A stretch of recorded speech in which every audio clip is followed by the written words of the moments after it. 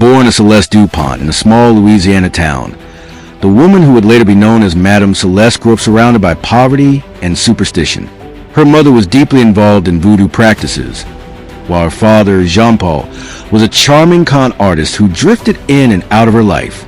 From a young age, Celeste learned how to read people, watching expressions, tone, and body language, skills that would later become her greatest weapon. Much of her childhood was spent alone, wandering the bayou and listening to the stories of local elders. She became fascinated with folklore, spirits, and the supernatural. During this time, Celeste claimed she began having vivid dreams, visions she believed predicted future events. Whether real or imagined, these experiences shaped the identity she would eventually build. As she entered her teenage years, Celeste's beauty and confidence drew attention. She began holding small seances for classmates, charging modest fees. It was during one of these sessions that she met Thomas, a smooth-talking drifter who quickly recognized her talent for deception. Together, they traveled across the southern states, posing as faith healers and fortune tellers, running small but profitable scams. Their partnership, both romantic and criminal, lasted several years until a con went wrong.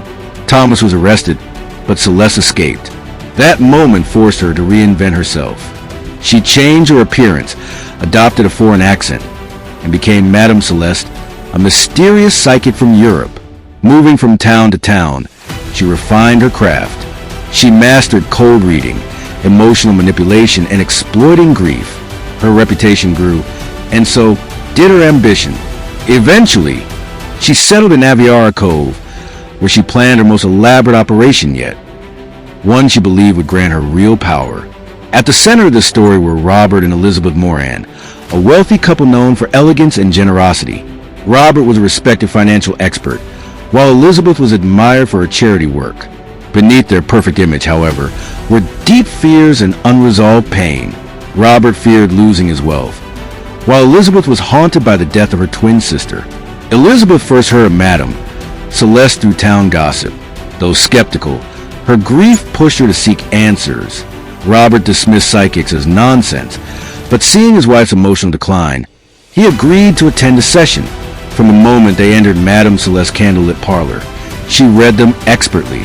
She spoke of loss, fear, and uncertainty, carefully tailoring her words to their reactions. Elizabeth felt seen. Robert, though cautious, was unsettled by how accurate the reading seemed. The couple kept returning. Over time, Madame Celeste suggested increasingly elaborate rituals, expensive materials, and large spiritual donations. In reality, the money was being redirected into accounts she controlled. She slowly isolated Elizabeth, advised Robert on financial decisions, and inserted herself into every corner of their lives. As her influence grew, so did her obsession. Celeste became convinced she was close to unlocking true supernatural power. She spoke of a great awakening, convincing the Morans to liquidate assets and prepare for a final ritual that would change their lives forever. On the night of the ritual, the Morans believed they were stepping into spiritual rebirth. Instead, they were stepping into a trap. When the couple vanished, suspicion eventually followed. Detective Malika Collins, a seasoned investigator, sensed something was wrong from the start. Her investigation uncovered financial irregularities, forged documents, and a troubling pattern connecting everything back to Madame Celeste. A search of Celeste's property revealed journals, ritual tools, and evidence of manipulation. What was found in the surrounding woods confirmed the worst fears. The case broke wide open. Madame Celeste fled, but her freedom didn't last long. She was tracked down and arrested after a brief standoff.